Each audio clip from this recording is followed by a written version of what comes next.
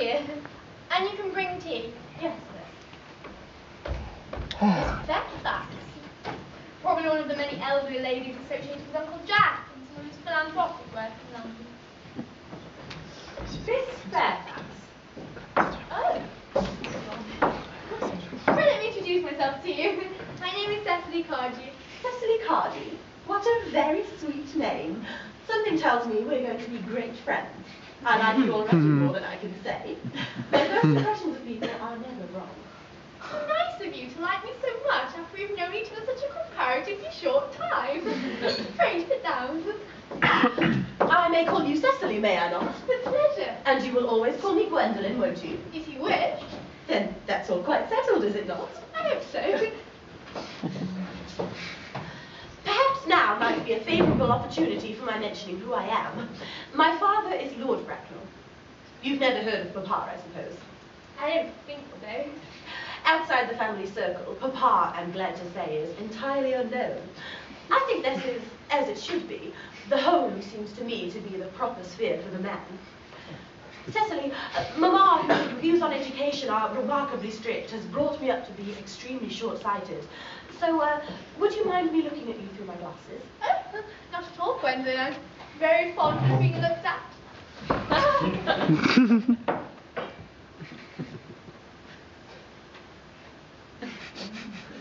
You are here on a short visit, I suppose?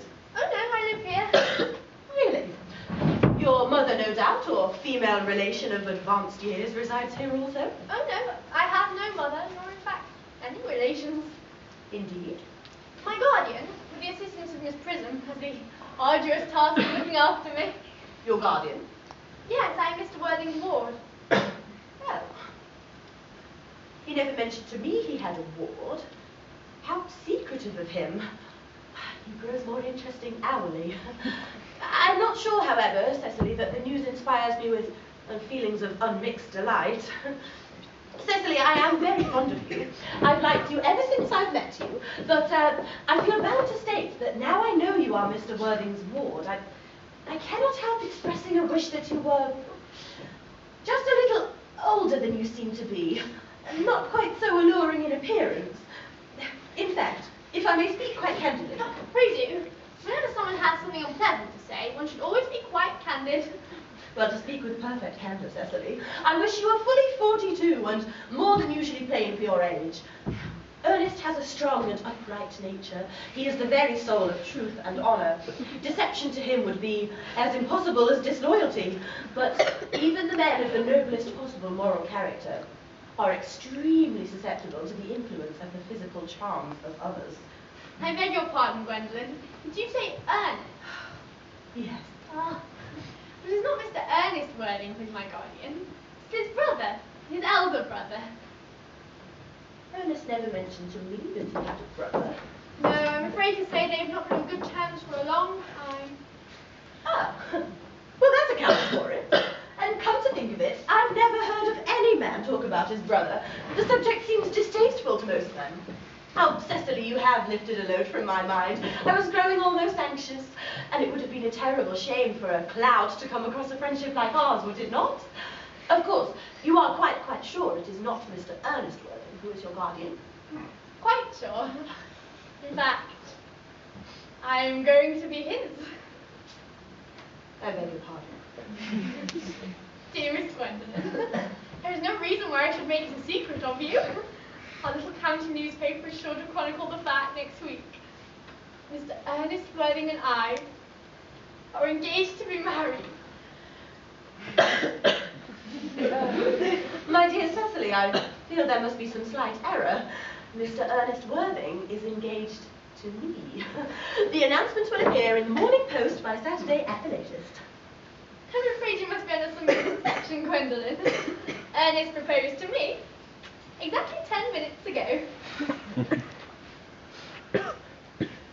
It certainly is very curious, for he asked me to be his wife at 5:30 yesterday afternoon. If you care to verify the incident, pray do so.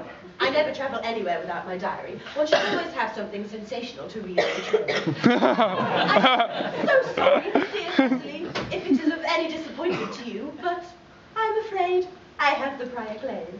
It would distress me more than I could tell you, dear Gwendolen, if it caused you any mental or physical anguish.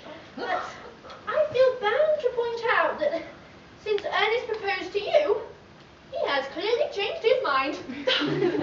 If the poor fellow has been entrapped into any foolish promise, I shall consider it my duty to rescue him at once and with a firm hand. Whatever entanglement my dear boy may have got into, I will never reproach him for it after we are married. Do you allude to me, Miss Cardew, as an entanglement? You are presumptuous. On an occasion of this kind, it becomes more than a moral duty to speak one's mind. It becomes a pleasure. Do you suggest, Miss Fairfax, that I entrapped Ernest into an engagement? How dare you? This is no time for the shallow mark of good manners. When I see a spade, I call it a spade. I am glad to say I have never seen a spade. It's not my social spheres have been widely different.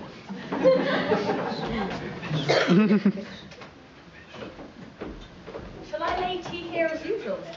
Yes, as usual.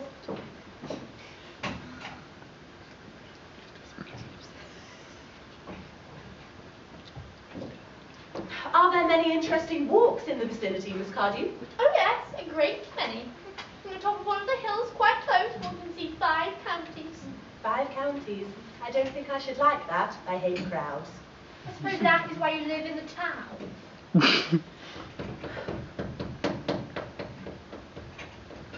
Quite a well-kept garden this is, Miss Cardew. So glad you like it, Miss Fairfax. I had no idea there were any flowers in the country. Oh, flowers are as common here, Miss Fairfax, as people are in London.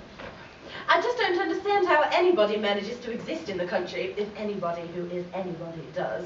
The country always bores me to death. This is what the newspapers are calling agricultural depression, is it not? Would you like some tea? Thank you. Detestable girl. But I require tea. Sugar? No, thank you. Sugar is not fashionable anymore.